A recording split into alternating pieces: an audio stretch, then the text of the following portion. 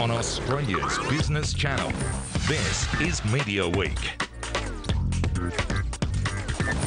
Hello, welcome to the program. Ahead, Ten's decision to axe the circle and shorten breakfast. We'll also be looking at the Olympics audience numbers for Nine and Foxtel and also the international broadcasters. And we'll be joined by New Idea editor Kim Wilson as the magazine celebrates its 110th birthday. But first, James Packer is another step closer to ending his family's historic ties to the media sector.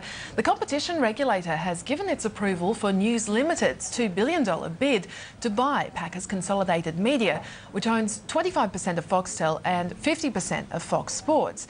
The ACCC also saying that it's continuing to assess a counter-proposal from Seven Group to take over Cons Media. Well, our co-host James Manning, the editor and publisher of Mediaweek, is here to take us through this story. And it's just interesting because we've got a graphic showing the ownership structure of basically the two key assets of Consolidated Media, just to try and help explain this a little. So this is obviously what it looks like at the moment. Yep. And this is what it will look like if News Limited is successful in its bid for buying Consolidated Media. So it would basically take News Limited's share of Foxtel to 50% and 100% of... Yeah, I suppose you look at that and you sort of half get the idea of why they sort of said, look, OK, this is only going to change the ballpark a real lot, because Telstra and News both very involved already. Won't change a lot taking one of the players out. I think they said, what did they say? They said News Limited doesn't play in the free-to-air television space, so that's not a reason to knock this back either. News Limited already has management rights to Foxtel, so there again, you know, it's not going to change things a hell of a lot. So what happens next then in terms of what News Limited needs to do to get this bid through, and also with the Seven proposal? Yeah, well, I guess it depends a little bit on Kerry Packer's holding and what he wants to do. They've asked the ACCC if they wanted to make a bid, would they have any problems? So you've got to think they'll probably wait until that happens. Either way, they're so that, you know, that Seven could either sell out. If they do that, they could probably negotiate some embellishments to the deal, because they've got a very attractive shareholding. So if they could get some sort of deal for sports rights or stuff as part of that, they could bid if the ACCC gives them the all clear. Or they could just sit still, which is similar to selling, I guess. They can negotiate for either of those positions. What would be, I guess, the impediments for the ACCC giving Seven approval, though? Well, I guess they're very significant shareholding in the free-to-air space, whereas News Limited doesn't have, and the ACCC did mention that today in their very short statement, okaying that, saying that was one of the reasons they let it go through. And if they do say Seven can't do it because of that, then it means, well, it puts an impediment on News in the future, I guess, to get involved with Ten, as a lot of people have speculated in the past they might want to do. Absolutely, and of course all of this coming as News Limited is among the big newspaper publishers undertaking these restructures in light of the transformation, the rapid transformation in the digital age. It's interesting though, we haven't talked a lot about the outlook for the magazine business. Well, joining us now is the editor of New Idea, Kim Wilson. The magazine celebrating its 110th birthday this week. Great to see you, Kim. Thanks for coming in. Thank you so much. It's lovely to be here, Brady. It has been interesting, hasn't it? Because obviously we've seen a lot of the press focused on the fact that the newspapers are grappling with the digital options. Is it less of a concern perhaps for the weekly magazines? Is that what we've seen? Look, I think evolving is really important for magazines like it has been for the papers, and it's good to see them sort of taking the next stride into the next century. But I think for magazines it's a little bit of a different proposal. For example, we've never put content free onto online, so magazine buyers have always had to buy content. So that certainly made our lives a little bit easier. And also it's quite a unique way of handling news. It's very much a female-oriented news package. And so there's surprisingly little media that's actually directed solely at women. Magazines is one of those areas. So we're also perhaps got, a different sort of challenge ahead of us than the newspapers. I'm guessing you've probably had plenty of meetings, though, about looking, OK, if we did go online or if we did, put out an app, what if and doing the numbers. You're still a little away from doing that though? Yeah, look, we are at the moment. At Pacific Magazine's Men's Health has just launched an app, and we're waiting to see how that rolls out.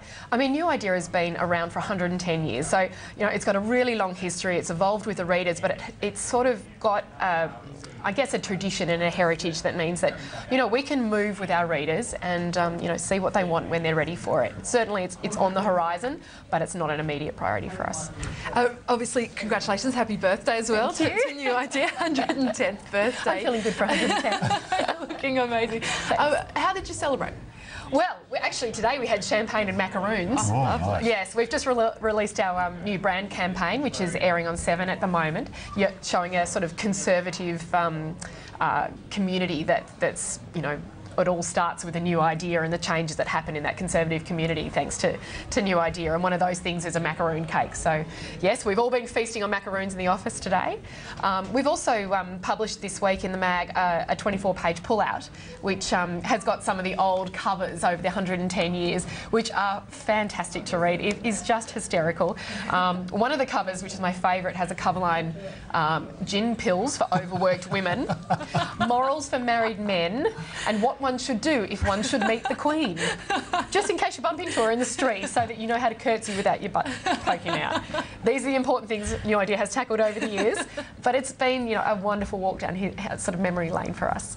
I guess with a name like New Idea, it must be hard to have a marketing campaign without a pun on the title. But now tell me, and you also talked this week, you call uplifting stories and great ideas. Is that sort of something that you think maybe sets you apart from your competition? Yeah. Are you a little bit more about, uplifting your audience? Yeah, I think particularly at the moment, I think magazines went through a real stage where, it was okay to be sort of negative and really sort of tabloid. I believe that we've moved back from that and that the world is kind of tough out there for our readers. We're a break, we're a little bit more, uplifting, have a bit of fun. Let's not try to take ourselves too seriously. This is an escapism and entertainment as well as information for women. Yep. I guess I think we've actually got a bit of the campaign there that you're running at the moment that we can show viewers. But I just wanted to ask you, I mean, we were talking about this obviously at the start, but I mean, how many more birthdays do you think you'll have as a print title? Well, at least another 110. I'm not guaranteeing I'm around for all of those.